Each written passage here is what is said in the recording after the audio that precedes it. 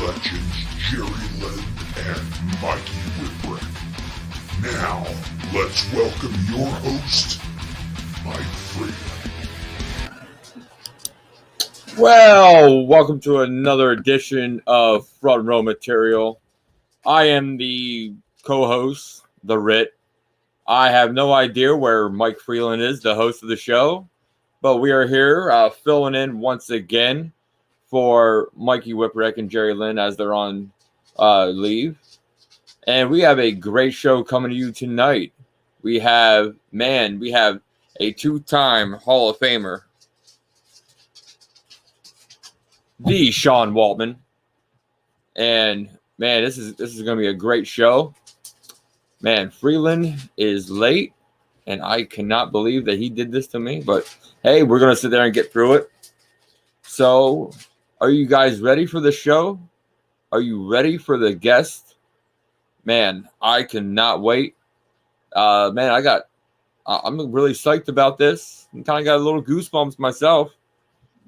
So, this is going to be a great interview. Let me shoot him a text.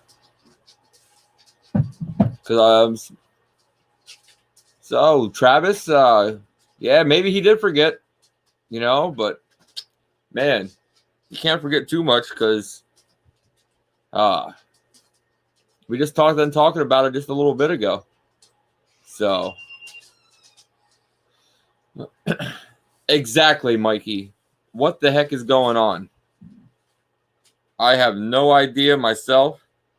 Freland is not even in the house. So,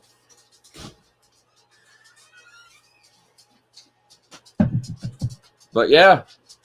So what? We're just sitting here waiting. Gonna see who we got here. Yeah, it's cool, Mikey. We got Order Entertain here. Travis Bohab, got Noof. That's the butt in the house. But yeah. Hey. Oh, Freeland's fine. He just sat there and texted me like 10 minutes ago. And here we are.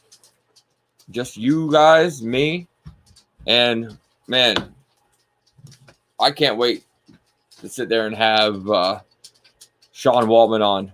But hey, what we're going to do is we're going to go to a quick commercial. And when we come back, hopefully Freeland's here. Enjoy.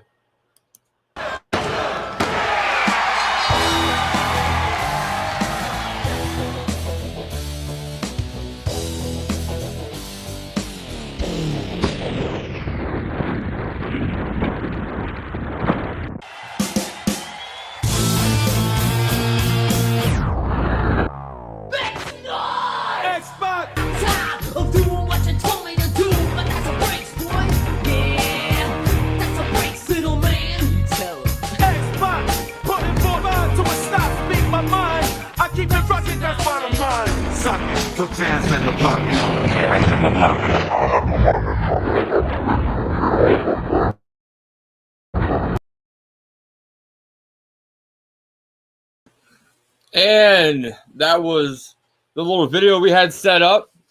Freeland is still not here, but, well, the show's got to go on. And here we go.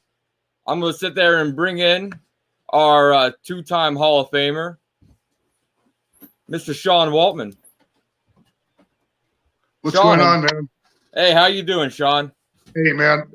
Oh, hey, I'm really sorry, dude. I'm holding my phone right now because I got locked out of my laptop and I couldn't get my link. And anyways, blah, blah, blah, blah, blah. So sorry, dude. Hey, Sean. One thing that here on Front Row Material, technical issues. I sent him the link. Heck, our host isn't even here, Mike Freland. So it was a big deal, man. Hey, like it was a big thing. Hey, man, you got to do this live, and like they need you. Where is everybody? Exactly. So, man, Sean, so how's it going, man? You guys just had a great show with Jerry on Tuesday night. It? Did you see it? No, I work and then I come home and I got like less than a half hour, so I got to get ready for this. Yeah, so we just we talked about a lot of just we just reminisced, man, and talked about like just stuff that came to our minds, like it wasn't. I don't do when I'm talking to friends like that. I don't do like interview format. You know what I mean? Like I don't have a list of questions or whatever. I like to. Oh shoot! Damn. All right. But yeah, so I have a list. I don't have a list of questions like like the average person that's interviewing someone, maybe they don't really know that well or whatever. So yeah, it was great though, man. It was so great talking to him for an hour. Yeah. So like, when was the last time you and Jerry actually connected and talked like that? A couple of years ago, there was this event up in like the Iron Range of Minnesota, like Virginia area. Like, anyways, beautiful lake country up there, and there was this big event. Like damn near anyone available you could think of in and around the wrestling industry, like that are names, were there. Like Pat Patterson was there. Like, oh man, Jerry. So Jerry was there, and that's the last time I think that's the last time he and I sat and had a conversation about anything. Man. Yeah. Well, Sean, let me introduce you and the FRM podcast to our host who finally got here. Here's Mr. Mike Freland. Hey, you know what, Sean? I apologize. How are you, buddy? I'm good, man. I was late too, so don't worry. Hey, I'm writing my dissertation right now, and I got caught up in something, and all of a sudden I had to scramble. But thank you so much for coming on and carving out some time for us today. We really appreciate it. No, it's cool. I'm just holding my phone right now because as I was mentioning before you joined us, I locked down my laptop, and so I couldn't get the link to the show. Oh, yeah, here I am. I had Nick Hausman DM me the link, so I'm talking to you through my Twitter app right now. Actually, well, it looks good. You look good. Are you relaxing, enjoying yourself this evening so far? Yeah. Nice. It's the end of my day. I'm just chilling. Just something I wanted to kind of mention right off the bat here is love your podcast. Thanks. And I know there had been some changes to the format of your podcast originally. So I'm excited to kind of hear about that as well as our conversation goes on. Oh, yeah. Yeah, I just started back up a couple months ago, post-pandemic. Well, not post-pandemic. We're still kind of in it a bit. But, like, just, yeah, a couple of months ago, man, like after everything was closed, like my studios I would use them for my show when I first started it are closed now. So I built a studio right here. And so I started doing a show. I started, I just kind of got, when I started doing it again, I was just kind of, wasn't a lot of thought put into it. And I didn't really have a real like cohesive team in place and a plan. We didn't have a plan. So I just kind of started doing it again. And then, so I stopped and then now we're doing this, Pro Wrestling for Life. So yeah, so I'm enjoying it. So what kind of got you wanting to do the podcast bug? I mean, I know that there are, gosh, I don't know how many are out. I mean, thousands out there, to be honest with you. But what was it that made you decide, you know what, I definitely want a platform and I want to talk about these things? It was something that was brought to me. It's been like 5 years ago now. So, I mean, like I've been podcasting for about 5 years. And, Maria Menouno's husband, Kevin Undergaro, he's the one. Okay. That heard me, you heard me guesting on other people's shows. It's Jim and Sam Roberts show, shit like that. And so he I saw him at the WrestleMania in Dallas. We connected, and he was like, "Yeah, I connect you with Norm Pattis from Podcast One," and so he connected me with them. He got me I was signed with them for a little bit, and then wow, it just didn't work out, So, but yeah, man, apparently I'm okay at it, so it's satisfying most of the time. Well, that was. I mean, I'm not the smoothest host, I sometimes I'm at a loss for words. Like I'm searching for the simplest word or whatever, and I can't even find it, from all the whatever shots to the head or whatever the hell's going on. But so if people can handle that sometimes, I think they'll enjoy the show. Hey, but number one, at least you show up on time to your own show. Usually. I don't do my show live, so I can do live after. Yeah.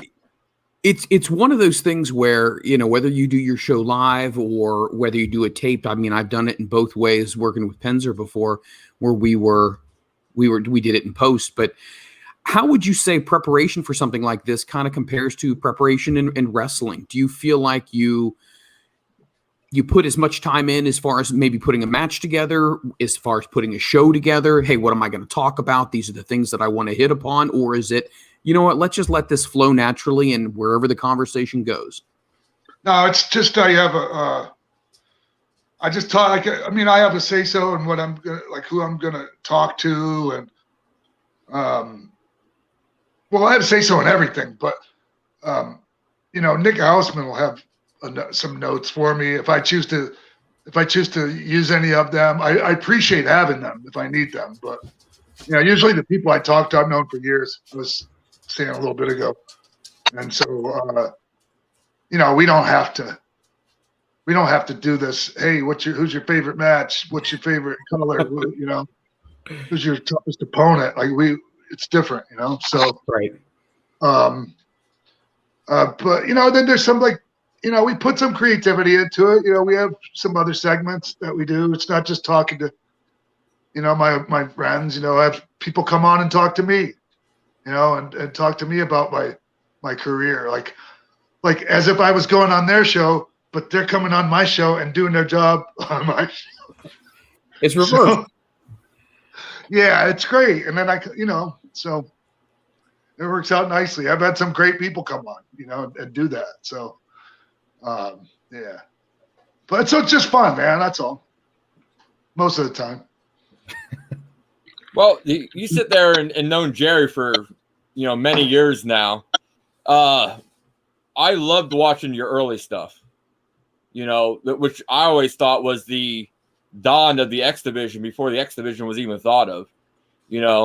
So when what was your first relationship with Jerry in the early days? When you guys first hooked up and started working each other? We were best friends. Yeah, we were talking about this on my show, but I could expand on it. He was my best friend, man. He had his own life too. He had a girlfriend, and he managed to spend time with her too. I myself didn't. At the time, I was just. Well, eventually I did. I got the mother of my children, but. Before all that, we were together every day, man. Going to the gym, watching tapes, trying to make sure people were coming to the shows, because it takes more than just showing up and having the match, right? We were helping promote the shows, shit like that. And just, but we also worked together. We were talking about this. We worked at a strip club together, Jerry and I did. And he actually got me the job there. And so there was a social life that was kind of built around that too, a little bit of a party scene. So it was great for me, man. I was 17 when I met Jerry, when I first had my first match with him, but then I was 18 by the time I actually started officially working there with him. But,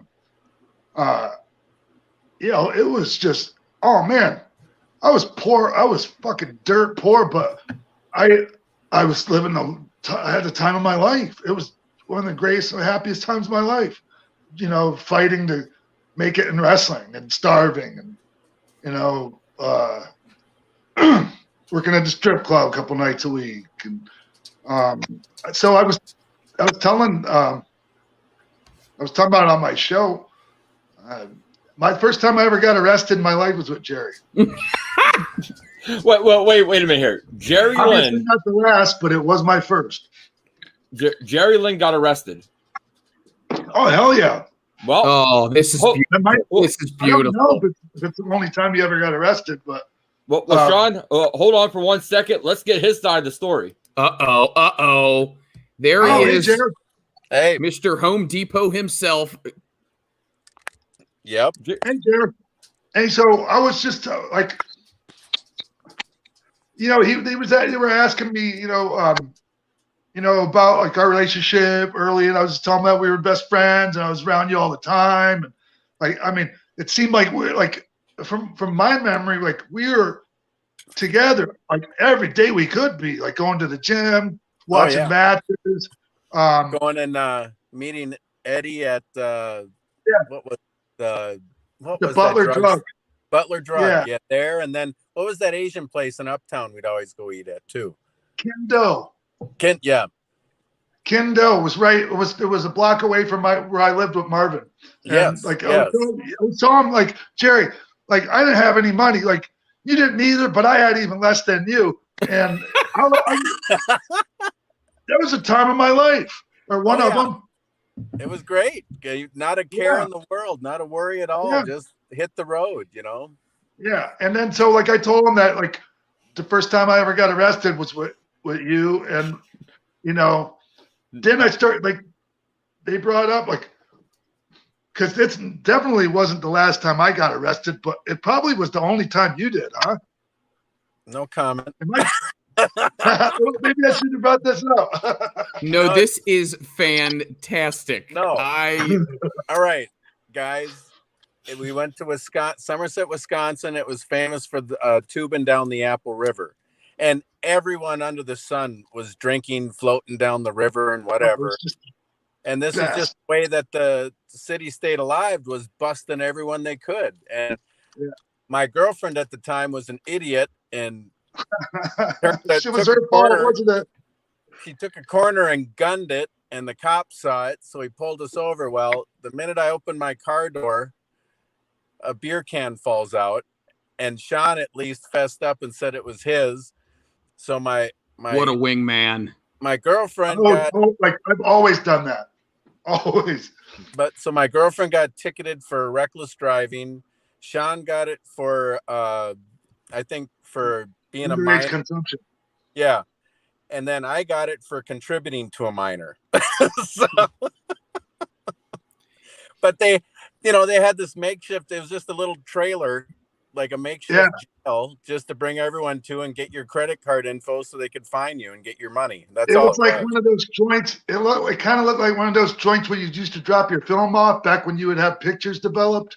Yeah, yes. Kodak. But it was a police station. Wow. So let me ask you this. You're 17 years old.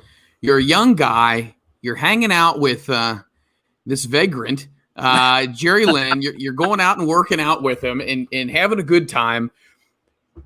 Would you honestly, I mean, I knew you said this was an amazing time. Would you say that was the most enjoyable time of your career, at least early on, where it was just, I'm soaking it all up and whatever comes our way, comes our way?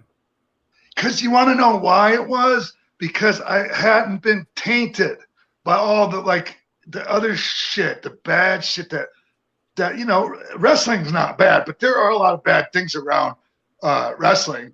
Like I would never blame wrestling for any of my problems. Like, I don't like that. But because I brought most of that shit with me, trust me. Same with most other people. We bring this shit with us. But yeah, man, it was before, like, I had never eaten a pill, you know, like I'd smoked a joint or whatever, you know, I drank plenty of alcohol, but I'd never gotten, you know, like or just other things, man. Like I hadn't got corrupted yet. So yeah, it was awesome. Do you think that those days, Sean, still exist for the newcomers, the kids coming in today?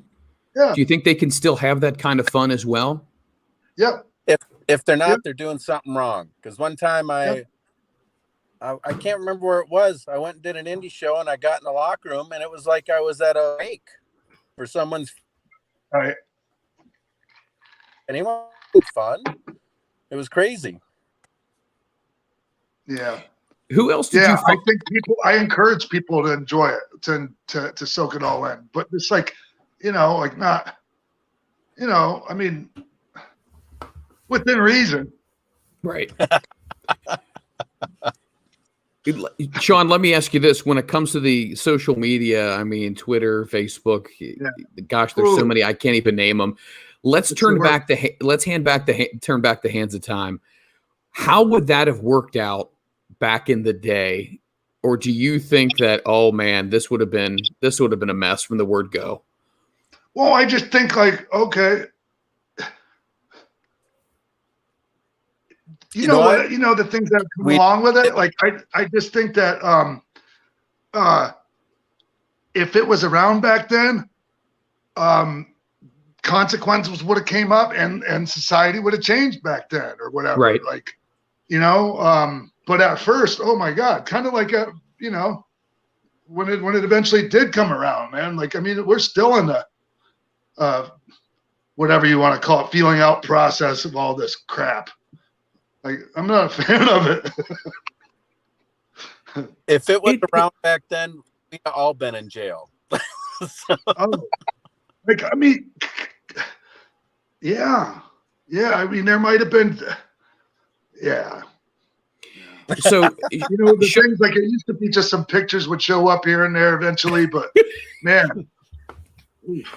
Hey, if you ever have any compromising photos of Jerry Lynn, I'm going to give you my email address after we're done. By all means, I will send them your way with a great gift certificate, maybe some Kansas City or Omaha steaks. We'll get it done. One time, I can honestly tell you, I can't even remember a situation where if a camera was around, the only time it would have been compromising. What? I can think at Roper's, you were on the floor, and I went to go pick you up, and you grabbed my trunks and pulled me into the post.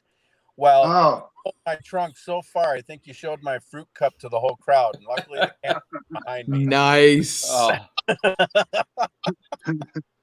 Wow. This guy, there's this guy in Ireland named Paddy Morrow. Love that guy. I pantsed him one time, but like in front of the crowd, and he didn't have anything on underneath. Wow. Oh, no. So Jerry's famous for a phrase, and a T-shirt actually got made out of this. The fabulous Sniffers Row. Now it all makes sense, Jerry, with the club and everything, huh? Well, Don't get quiet now, Jerry. I was going to say hey, Sean, this is fun. This is tremendous. that's what everyone called it back then. If you sat in the front row on the stage, that's what everyone called it. What, at Roper's? No.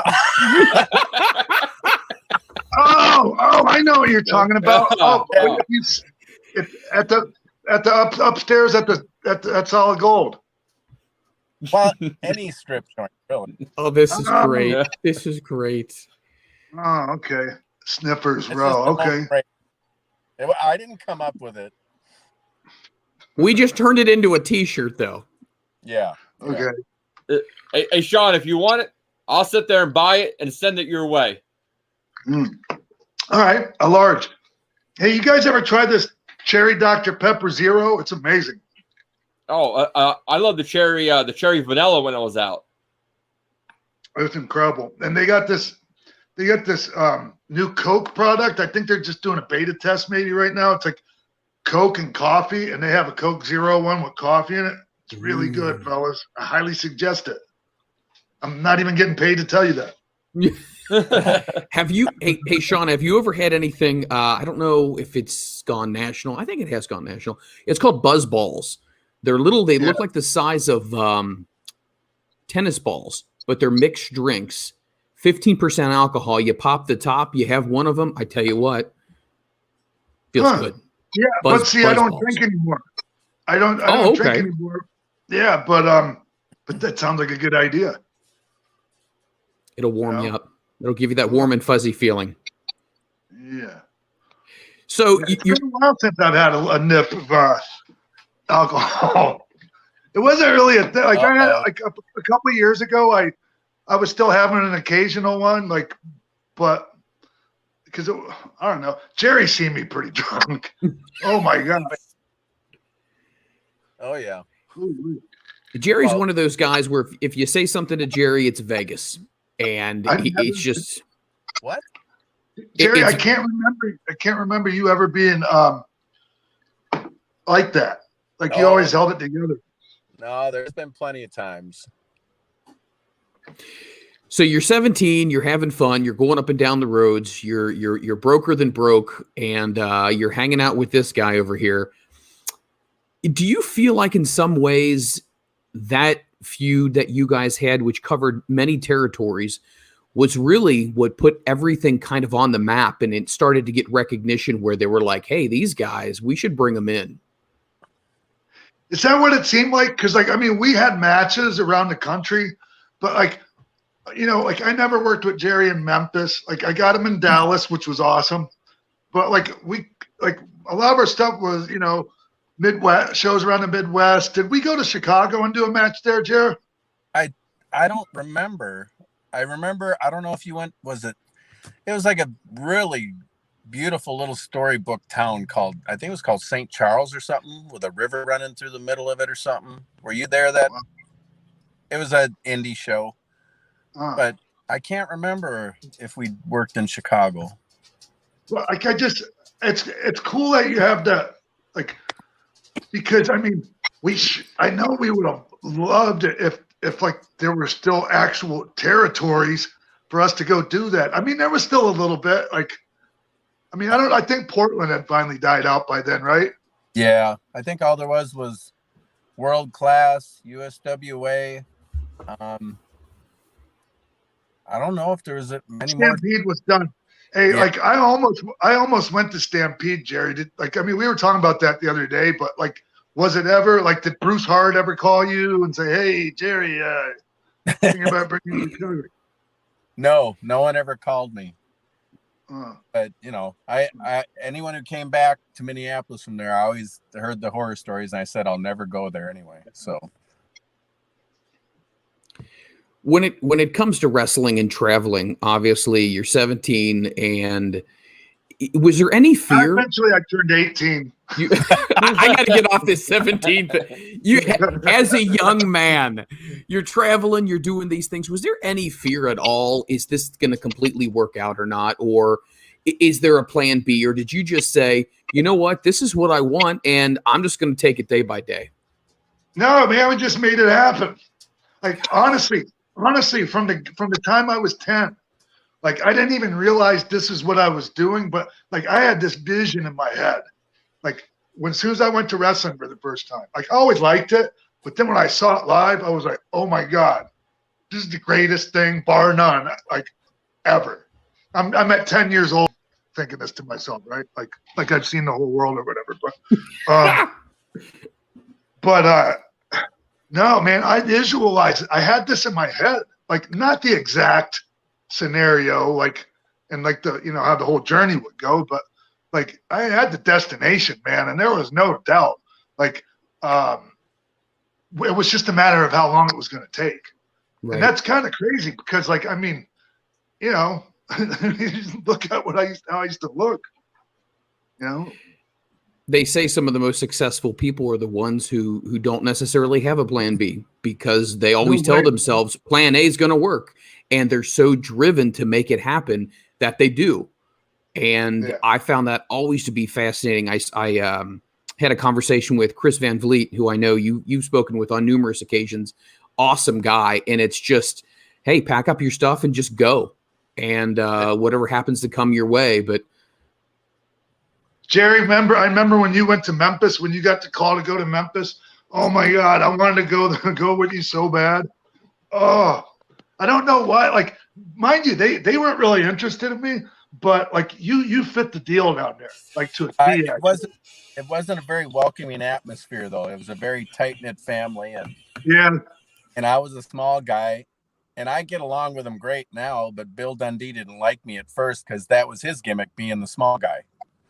and you're good looking, and the girls probably liked you. And I don't know. Wait a minute. Let's not. not be bashful now, Mr. Lynn. You guys remember how Jerry looked? Oh, he was sexy. Still is. Oh, beautiful. Actually, I met my wife Pam at the fairgrounds in Nashville when I was down for USWA. So, I always woof every time somebody brings the Nashville fairgrounds up, just because of the things I used to do in that building, other than wrestle. You and I got to wrestle there. Was it there or was it in Orlando? No, we never got, like, I had already, like, I was in and out of there too quick for us to do it in Nashville. But like, okay. I'm proud of, like, Jerry, I'm proud of that little thing we did in TNA. Yeah. It was good. It was compelling, and like the match was really good, and and we did that thing afterwards where I ran your shoulder into the thing, and it was real heavy.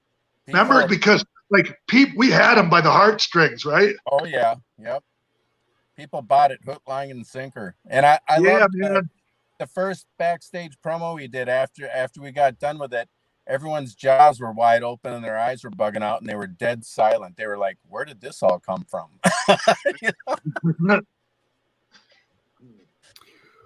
I love that, man. You remember when we did that spot where I took that suplex on the floor from the inside? Yes, and it was rougher than I had envisioned. I'm sorry about that. Yeah. No. You had to, like, the thing is to do it right to where it would look that good. You had to take a lot of that brunt yourself. I did. I took it too. But I was trying. I always take pride in taking care of whoever I'm working with. Like, it was one of those things, Jerry, where I knew it was going to suck really bad, and it just felt worth it. Like it really added to. Yeah. There's certain things, that you throw in there and but sometimes it just fits. Yeah. Were there certain promoters, Sean, that you liked working with more than others back in the early days? You would just Jones for, I get to go back and work for such and such. Yeah. And he has a mixed reputation, but Dennis Carluzzo, I love that guy. I love him till the day I die. Jerry, any memories of working with Dennis? Well, the two, he did 2 combined shows with Eddie in Minneapolis, and that's where I think, Sean, that's the first time you worked Sabu. Yeah. And I got to work the first show, and then that's where that's when I first met Hot Stuff Eddie Gilbert, and he was always one of my favorites. And then he eventually was the reason that he called me up and asked me to go to Memphis. And then the next year he asked Sean and I to go to Global and do our feud in Global.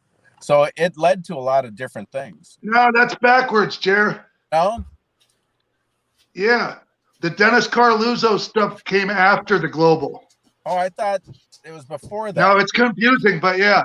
We met Eddie in Global first, I think. Sure? Unless you met him in Memphis. Like, did you go to Memphis before Global? No, it was it was the year before, but I'd never met Eddie before. So I don't know how he would have got my number or whatever. Because I thought it was on one of them Carluzzo shows. Oh shit. Oh.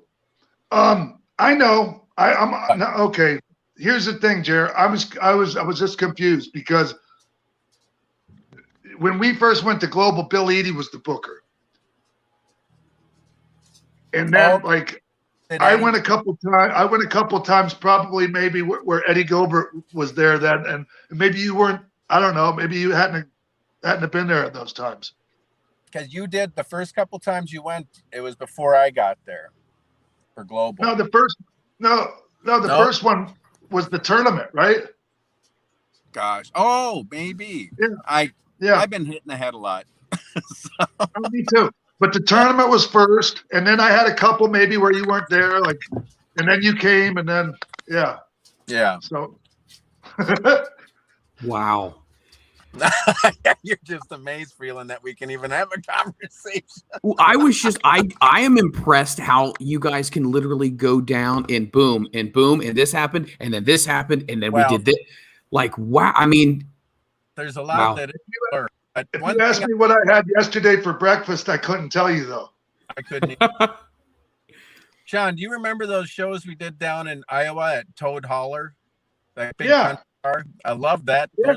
Hey, was that in Centerville? Was that Junior's hometown? No, it was in Des Moines. Yeah. But Eddie, I remember Jamie was going to beat up all the bikers. Oh. Then he ended up passed out in the field behind the bar, and then he came running back and ran into a barbed wire fence and got all cut up. Toad Holler. Remember? Yeah. Wasn't the Marshall Tucker band playing there that night or something? Yes. Holy cow. After the show, the promoter took us in a limo to this bar where Marshall Tucker was playing, and it was what a night. I'll never forget that night. Yeah. I just remember being all drunk trying to sing the words to "Can't You See What That Woman's Been Doing Me." Remember everyone did you try that mechanical ball? I mean, I have. I don't know if I did it that night. Just I was never good at that. Poor Tommy Ferrara got on there and ripped his whole groin out. He was really injury prone, right? Like, remember his shoulder was all like coming out of socket real easy. And, I mean, but the thing is Tommy looked real young for people that are wondering who the hell we're talking about. Tommy Ferrara, like we're brand new. Like Tommy hadn't been in wrestling very long, and he started late. He was a Vietnam vet. He was already in his 40s, I think, when we were doing this period we're talking about. What's that? He had multiple Purple Hearts. And he was the boxer before he got into wrestling, right? Yeah, and he was also notoriously tough. Oh, yeah. And he was a small guy, like 5'9". I mean, like not a huge guy like the other Minnesota guys that we heard about back then. But he worked with all those guys. Oh, him and Larry have great matches. And Larry would drop him face first to the floor over the top rope. Yeah, but Tommy, he also worked as a bouncer in a lot of these clubs. It was notorious for being just one punch knockout guy. And like he had this famous fight with Billy Robinson, Peter Maivia, and Pedro Morales, like all at the same time. Jerry, did you ever tell me whether or not in Minneapolis you guys went to Grandma B's? Was that a place you stopped off at, or? Not very often, but Sean, did you stop by there? Nah, I think I've been in there twice ever. I remember when I was, I'm trying to think how old I was. Probably 20. Yeah, 19 or 20. And to be of age to drink, then you could be 19 in Minnesota and 18 in Wisconsin. And so I was working at. I'm trying to think. I think I was working at Target and receiving at the time. So a bunch of us went to go see a cover band at Grandma B's. And the bouncer had the largest arms in the world I had ever seen before. And then I didn't realize till years later it was Hawk. Oh, yeah. Yeah. Damn. Do you guys, when it came to first breaking in here, anybody ever take liberties with you? I mean, really just pound the piss out of you for the sake of, hey, you know what? You got to go ahead and pay your dues. Did anybody ever do that to the point where you felt like, is this really necessary, or was that just kind of par for the course? I'll tell you, can I answer that, Jerry? Yeah. When we were in Japan, and Jerry was there too, and he was in the match with me, the Vianos. They were just being ridiculous. Like it was one of them, and like I became friends with them later. To me too. Yeah, but it was bullshit. And like, so I gave him a couple of receipts, and he just freaking punched me in the face about 4 or 5 times. Like, and I didn't go down, and we finished the match. But my face was swollen up, and like there was a big thing about it when we got back, and I was like, dude, like, you know, he was getting on me like that. I was like coming at him, but every fucking night. And it wasn't like, dude, I could take an ass whipping as good as anyone that's ever fucking been, excuse my language, as anyone that's ever been in wrestling. But this was just ridiculous, right, Jerry? Yeah, one of them was holding me, and the other one open hand slapped me right in the ear and busted my eardrum. I couldn't hear for 2 weeks. And I was like, Silver King busted my eardrum. You remember that tag, that 6-man tag we had? Yep. Me, you, and Dr. Wagner Jr. versus the Cowboys and Dos Caras. Mm-hmm. Silver King, like one of the first things in the match, he smacked me in the head and busted my eardrum. Is that something? I'm sorry. I don't think some of them liked us, but most of them did. Whatever. Yeah. You guys, is that something that I don't know? Tell me if this makes sense. This question might be kind of weird, but being that young in the industry, when you get backstage, you can't call them on the carpet and say, "Hey, come here for a second." What the hell was that all about? Happened. Well, I mean, well, first of all, there was a little bit of a language barrier in the first place. We were the only guys there that were like English was our first language, and you know, it's just the thing is I wish I wouldn't have got punched in the head all those times, and like it hurt afterwards, but like it didn't happen again the next time we worked, and we worked with them again. Oh yeah, many times. Yeah. So I guess later he apologized. You know, Jerry, he came to me like in WCW and apologized for that. Oh, by really? that time, I was so far beyond that. It was like, dude, right. I didn't forget about it, but I'm totally over it. Right. Wow. So you're oh, go ahead, Ritt. I'm just curious. So Sean, you know, everybody knows Jerry's probably the nicest guy in the world, but you gotta have some you gotta have some great road stories, you know. Any you want to share? Man, I just wish Jerry was a little bit more of an asshole over the years. Did he kick any puppies, or did he push any old ladies down when they tried to cross the street? Or at Roper's one time. Sean, what was the name of that old woman who had the cane, who would always show up at the shows? Remember her? I don't remember the name, but like I just remember the regulars. Yeah. Yeah, when you and I were a heel tag team there, I tried to get her cane to use it on Tommy, I think. And her and her sister or her niece or something both had you were heel. Yeah. I was in a tug of war with this little old lady and her sister for her cane, and I couldn't get it out of their hands. I thought, what a great I'm so proud of me. I'm trying to take this poor old woman's cane. Hey, so I forgot that we were heels together. Like we were tag team, but like I didn't think about the fact that we were trying to be heels. Yeah, my favorite night is when we jumped Tommy at intermission. We came in the back door with ski masks on and our parkas and stuff and jumped him. And remember that? Hey, okay, so that's not the time where I hung him from the rafters, is it? Yeah, I brought the rope. And this was when that kids made that giant Valentine for him for his charity work he'd done for him. And so we came in the back while they were presenting him. No, we made that. Remember? We just said it was from some kids. Oh, I thought it actually was. Oh my God. No. I thought it actually was. Oh, I didn't know. No, that would have been really being a heel, like in real life.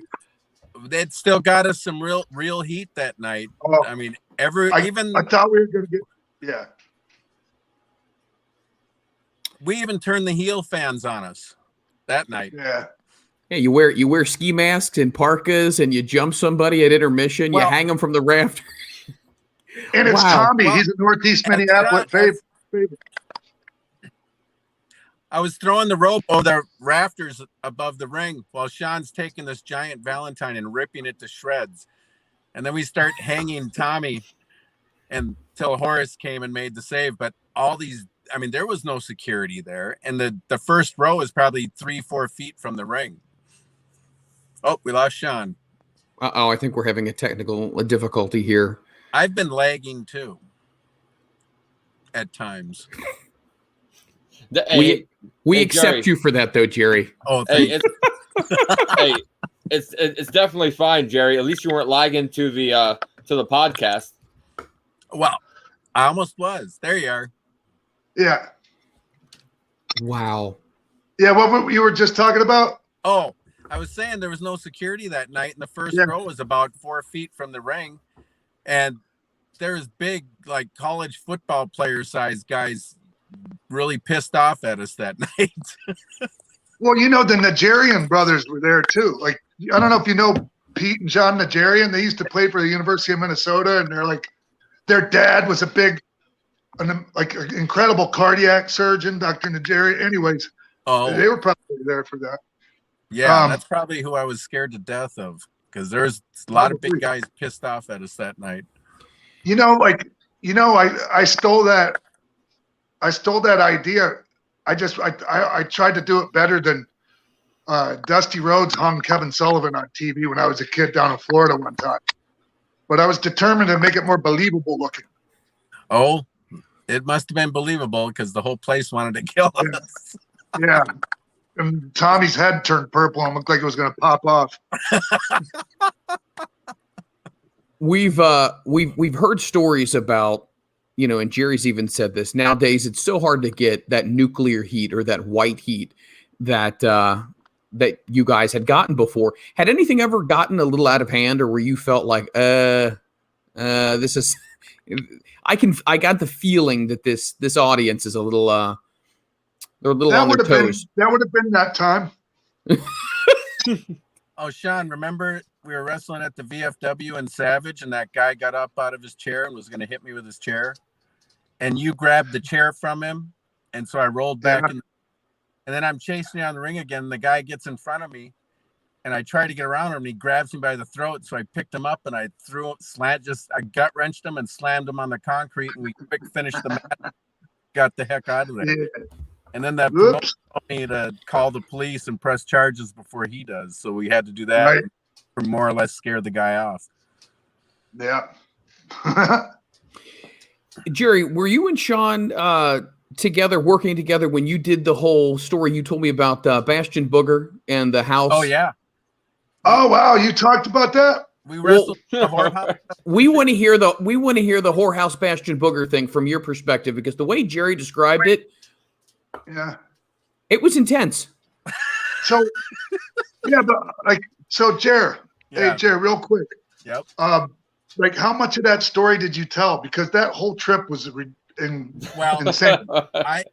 is that the time he put us up in an abandoned house, old condemned abandoned house, and we.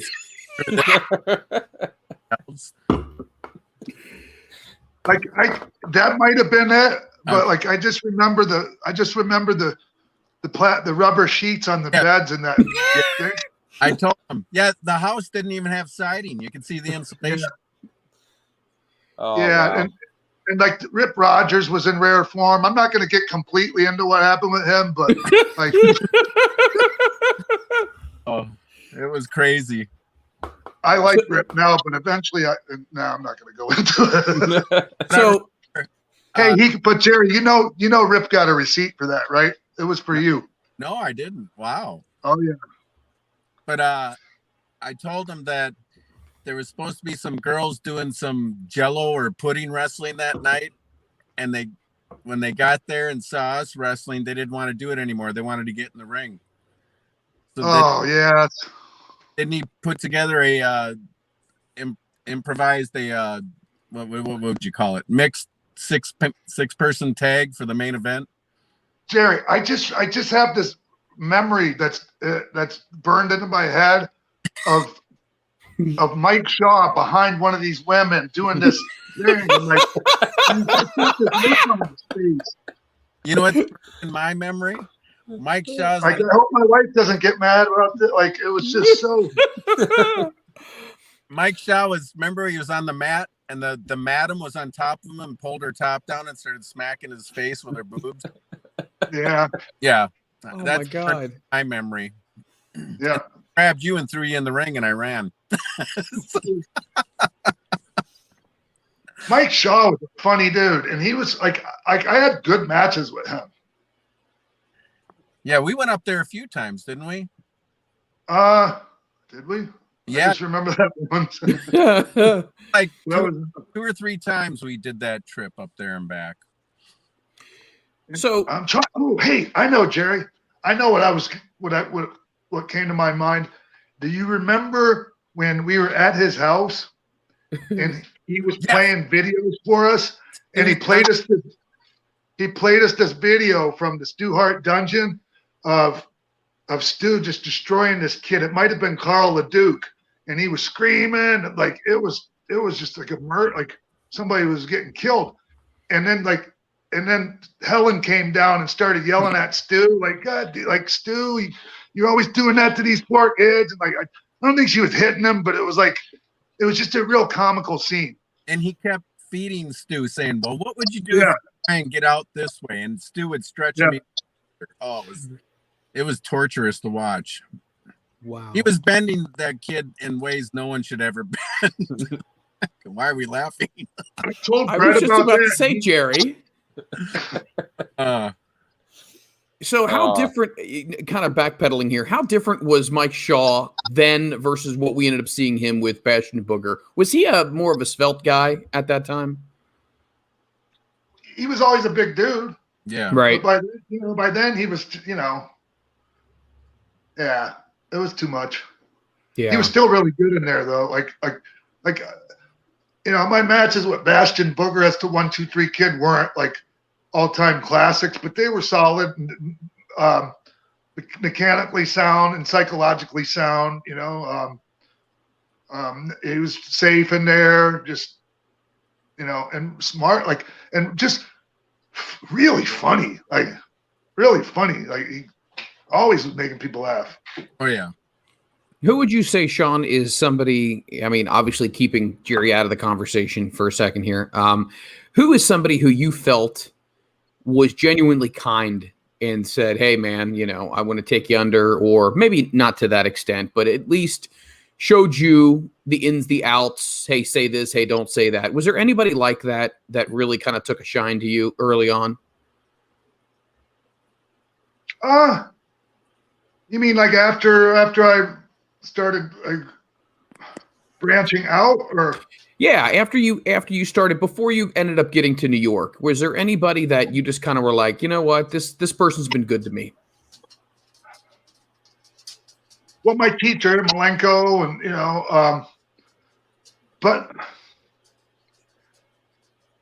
not really, to be honest with you. Like, I don't remember. Like, no. There was people I picked up. I mean, because I don't know. We were all grateful to have like the Baron and Adnan and different people that would come around. It was great having them around. But it wasn't like we're on the phone with them and like picking their brains. Like, probably should have been, but I don't know. But no, like Kurt Hennig was real good to me. Hey, Mama. Meeting him at like sometimes I go work out at Brad's with that. Like, he would come out there. I don't know. Would Kurt ever come out and work out with you at Brad's? No, it was mostly like Wayne Bloom, Mike Enos, and one time I think even Animal and his younger brother showed up, and Mark or Joe? Or John? Mark. And then who else? I don't know, just not very often though. But yeah, there was really no one who really took you under their wing back then. Wow. Boy, you know who was real, like who was working out over there at Brad. She wasn't trained by Brad, but man, Reggie Bennett. You ever tussle with her? Yep. Damn. She was tough. Yeah, she was. She could have kicked probably most guys' butts. She was no joke. Yep. We've talked about so many different things, but I mean, obviously, there's so many more roads that we can go down here. Let me ask you this, Sean: is there any chance after this evening we can twist your arm to come back and share some more fun stories with us? I'm sure at some point. Sure. They just want to get more dirt on me. Damn, like honestly, man, if there's any, I don't know about it. You know, I'm just being honest. I was always just partying with the boys, you know. I don't know.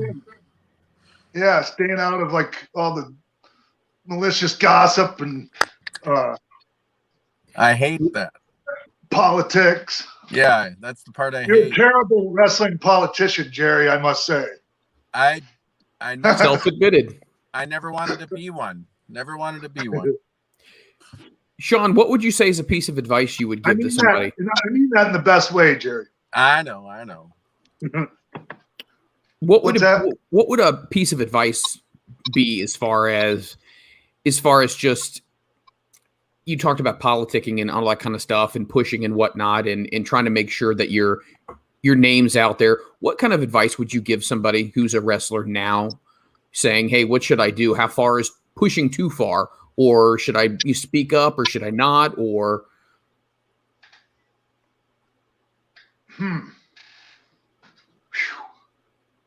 Can I say? Yeah, please. I always kept a little voice in my head that said, never let them make you quit. Because there's plenty of times people probably were trying to make me quit, and I wasn't going to let that happen.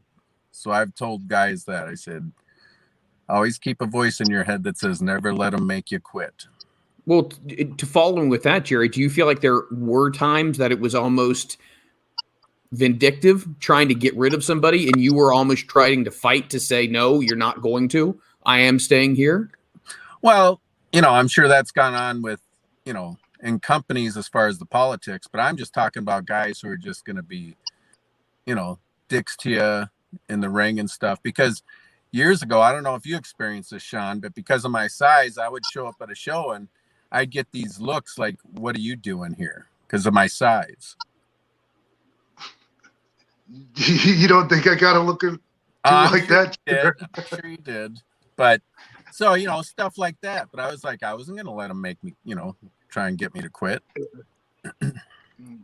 You know, they laughed. Like my first time at Roper's, Jerry, like, I don't know if you actually saw the, you know, I mean, I had this little thing like, anyways, my first actual match at Roper's was with Ricky Rice. Mm-hmm. And I you know, I had that red singlet thing I would wear. Yep. For some reason, I decided to wear Wellington Wilkins Jr.'s yellow and black zebra skin tights with like that looked like they were actually made by the same guy that made Brutus Beefcake shit. So for some reason, I thought it was a good idea to wear that, and I was skinny as can be, and you know, it was in the middle of winter, so like I was white as a ghost, and you know, I expected the laughs, but you know, hey Jerry, you know that feeling when you go out to the ring and you get them laughs like that, and then like once the match starts, they shut up and they're all in. They're like, next thing you know, they're going crazy. Yep. It's a nice feeling. Yeah. Well, that's like I told guys before. I can't remember who or where, but I distinctly remember before the show, you know, going around, you always said hi and shook hands and whatever. Well, there was, you know, this is one of those where these big gassed up monsters who wouldn't even give me the time of day. And I'll never forget coming back after a match, one of those big gassed up monsters comes up and says, "Brother, I didn't know you could work." And then goes to, and I was thinking in my head, well, you show me what a butthole you are. It's like, why does it matter now? You know? Do you, throw it to Ritt here? Well, Sean, I always like to ask a fun question. Hot tub time machine. If you get a chance to go back in wrestling history and take somebody out of a match and put yourself in, who would it be and why? Oh,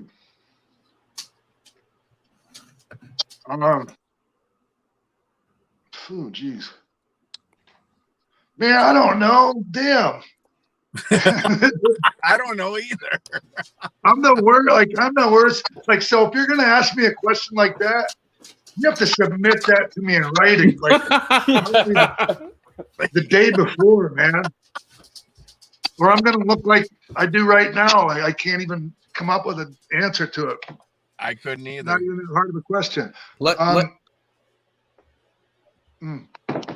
Jerry? I can't either.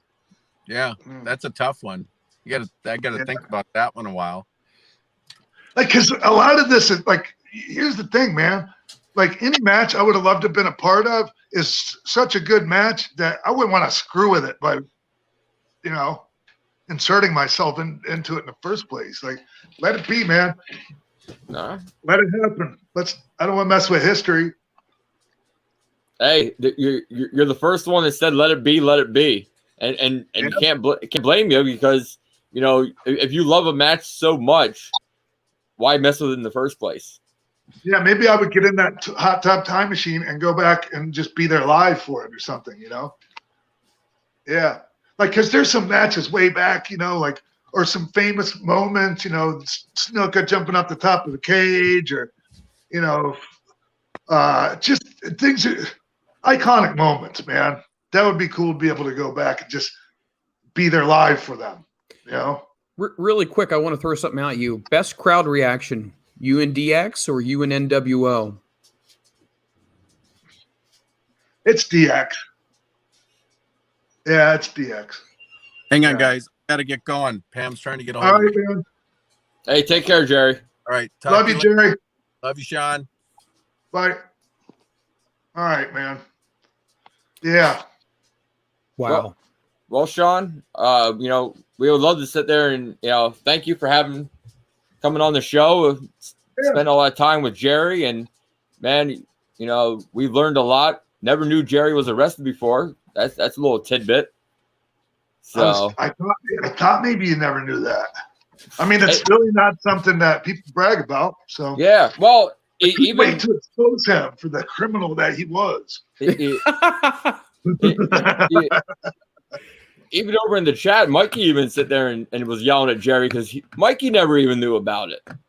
Well, I mean, I can imagine, like, why would it come up? It wasn't a huge deal. Like, it's easy to even forget it happened, Sean, I feel like hanging out with you is more fun than 4 years of college. I just get that feeling. I just feel like where you go, you make your own fun. And it just seems like you're just a very free spirit. I am. I might not be like, I'm a little more chill now than I used to be. So it might not be everyone's idea of fun, but like, I'm not a downer to be around, even if I'm having a shitty day, it's just better, being around other people when I'm having a shitty day, like I can feed off of their energy and it makes me happy. So for instance, I'm talking to you, like I could have, for all you know, I was having a shitty day before, we came on but I could just feed off of your energy and knowing I was talking to Jerry, like I just, life is good these days, you guys. Well, you look good, and I'm so happy to hear that you're doing well and the podcast is doing well. You are very captivating when it comes to telling stories. So, man, I tell you what, people definitely need to be tuning into the podcast, listening to the things you have to say because, man, it seems like there's an unlimited amount of things that you're going to recollect throughout your wrestling career. Yeah, it's crazy. Like, I'm surprised I have as sharp a memory as I do. Like, it's slipping a little bit, but it's still pretty good, man. I still got a pretty good, recall of a lot of that stuff, thankfully. So I'm trying to get my book written before like all these memories fade too fast, or fade too much. So, Ooh, I like that. It's hard, man. It's hard because I like, a lot of that stuff going into a book is into my autobiography is hard to relive, man. It's hard to revisit some of that stuff. So, anyways. Yeah. Well, Sean, well, where can they reach you at, off here? You could, my Twitter is at the real X-Pac. My Instagram is at real X-Pac. Pro Rest for Life is my show's account, on both Instagram and Twitter. So I hope if everyone gets a chance. I know there's a lot of shows out there, but we put a lot into. Not that everyone else does, doesn't put a lot into their show, but man, we really do. Just can only speak for ourselves and my team. Even after the show is over with, they working to try to make it better. And anyways, whatever. I'm really proud of my team. I'm proud of my show. And I appreciate you gentlemen having me on today. It was great to be able to continue my conversation with Jerry. It's just love that guy to death, man. Well, I want to say this, and not to get all Hallmark, but just thank you for all the stuff that you've provided, not only myself, not only the people in the chat room, but wrestling fans in general, the people you've entertained over the years, the amazing moments that you've been a part of as well, and just how much happiness wrestling has brought to us. And just want to say thank you. Thanks, man. Thank you. Appreciate it. This has been great. Guys, please support him. Go ahead and follow him on social media. Follow the podcast as well. Hit him up with questions. And is there a place where people can get merchandise as well? There's a Pro Wrestling for Life pro wrestling tee store. But we're good. We're going to be putting out some additional stuff soon for that. But yeah, I mean, if they want to support, they can go there. Well, if there's any way that we can go ahead and help you out. We got a Patreon too that we're starting to add more content to the Patreon thing and add more tiers and give more benefits and more anyways, I'm gonna shut up because I can keep on rambling all night long. Well, we will let you enjoy the rest of your evening because you've given us a lot. So we just want to say thank you, and hopefully we can do this again down the road. All right, man. Thanks, gentlemen. Hey, thanks, Sean. Take care. You got it. We'll talk to you soon. All right. Wow. That is something I did not think that I would get a chance to do and be a part of something like this and talk to somebody who's been such an integral role in wrestling, in the 90s into the 2000s and whatnot. And him going back and forth with Jerry, just I just want to sit back and just let him go. You know what I mean? Yes, to be a fly on the wall.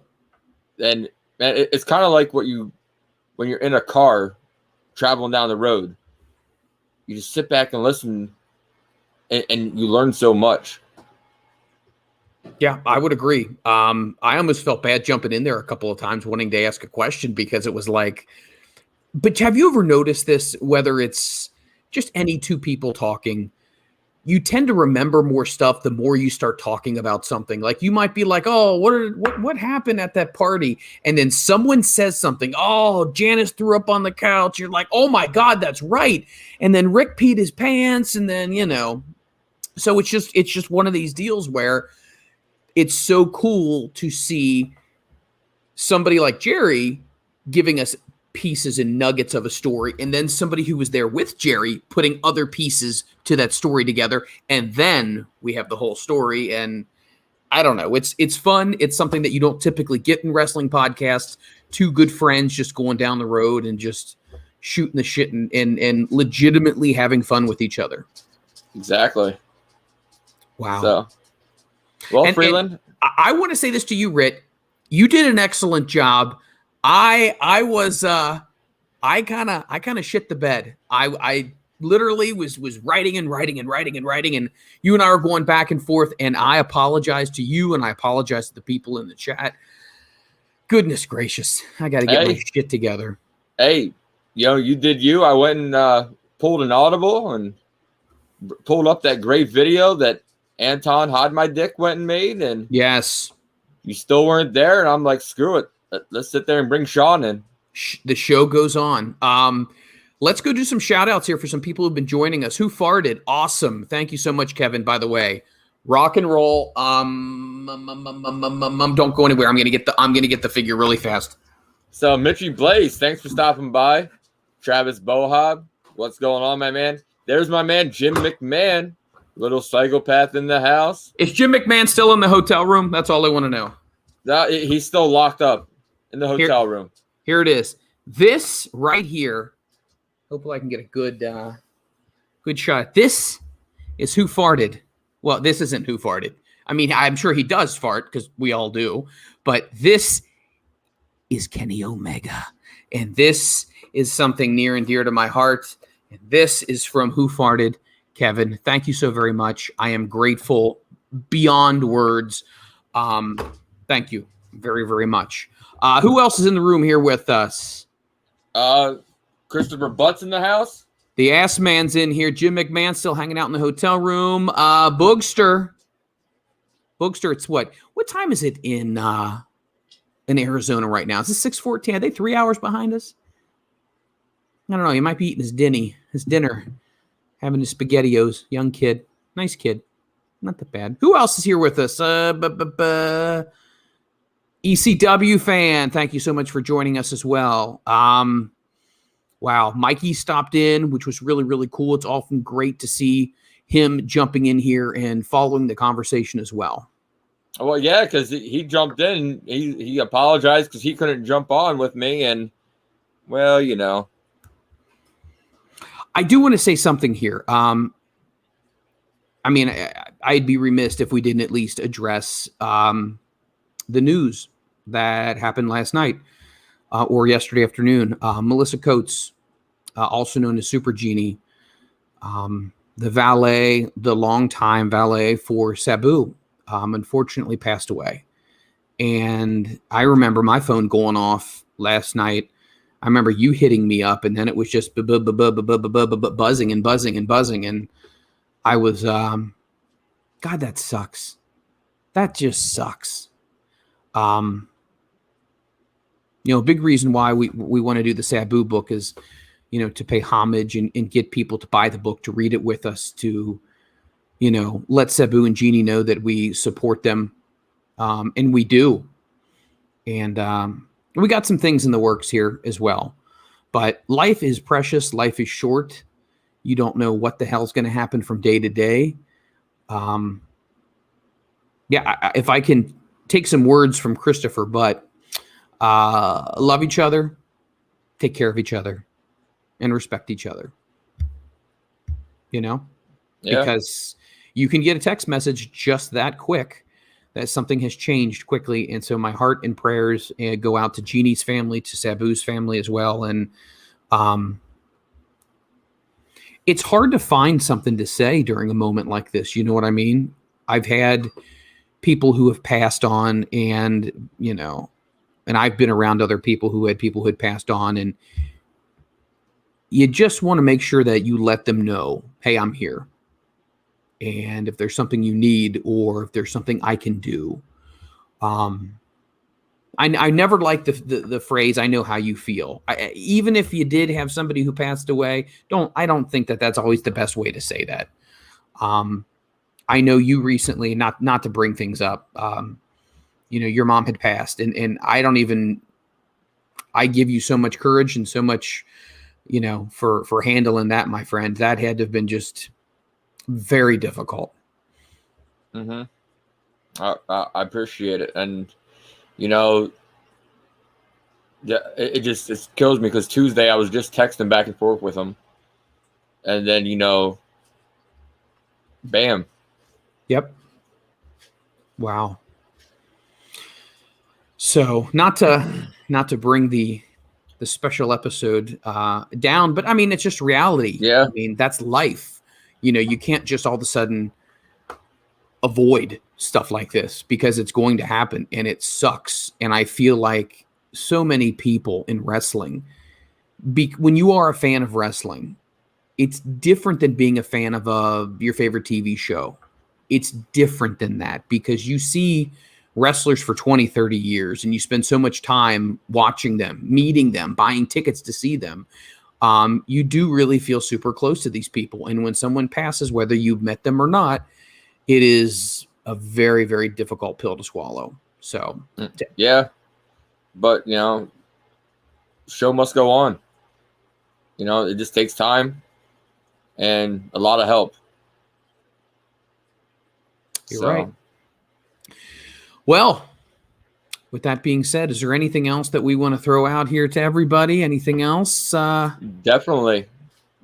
Go to your Spotify, YouTube, wherever. Tomorrow, FRM Pod Tuesday night will be there. Yes. Download it, listen to it.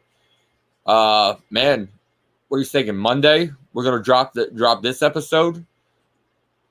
Monday, we're gonna drop this episode, and then stop on by Tuesday night, right here, 9 p.m. We have a special guest. She is the innovator of intergender wrestling, the first lady of hardcore, the most violent woman in professional wrestling. Lufisto will be joining us. Lufisto is going to be with us live Tuesday night. Yes. Don't be afraid. Come check it out. And, man, just sit back and enjoy. And don't forget, if you know people who enjoy wrestling, we have more guests that are lined up. We have more things planned for our Summer Spectacular Tour. So tell people, hey, you want to have some fun on a Tuesday night? Come on over. Watch us on Twitch. And please go ahead and remind everyone to hit that follow button because more things are going to be coming your way through the Front Row Material brand. So, yeah. So, guys, take care and see you then. We are out.